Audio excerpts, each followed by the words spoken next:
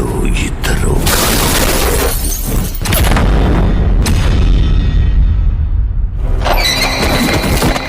Rebel star Prabhas movies అంటేనే pan Indian మూవీసే గుర్తొస్తాయి.